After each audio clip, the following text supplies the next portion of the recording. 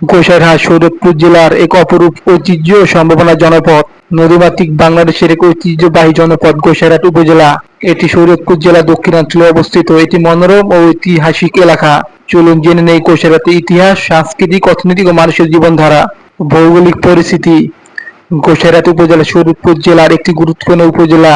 এর পূর্বে ভেদরগঞ্জ, পশ্চিমে মাদারীপুর, দক্ষিণে চাঁদপুর জেলা। পদ্মা ও মেঘনা নদীর এই অঞ্চলের প্রাকৃতিক সৌন্দর্য ও জীবনযাত্রাকে গভীরভাবে প্রভাবিত করে। ইতিহাস ও নামকরণ। গোসাইরহাট শব্দটি এসেছে গোসাই ও হাট শব্দ থেকে, যেখানে গোসাই মানে সাধু বা ধর্মীয় গুরু এবং হাট মানে বাজার। এটি এক সময় ছিল একটি গুরুত্বপূর্ণ নদী বন্দর। ব্রিটিশ শাসনামলে এই অঞ্চলটি বাণিজ্য কেন্দ্র হিসেবে গড়ে ওঠে। গোসাইরহাটের মানুষ সাধারণত কৃষি, মাছ ধরা ও ছোটখাটো ব্যবসার সাথে জড়িত। নারীরা বিভিন্ন গৃহস্থলী কাজের পাশাপাশি হস্তশিল্পে যুক্ত।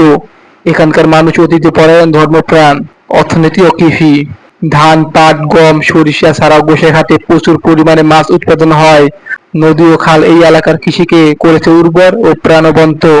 শিক্ষা ও প্রতিষ্ঠান। এখানে রয়েছে একাধিক উচ্চ বিদ্যালয়, কলেজ, মাদ্রাসা। শিক্ষার হার আগের চেয়ে অনেক গুণ বেড়েছে, তবে আরো উন্নত প্রয়োজন রয়েছে।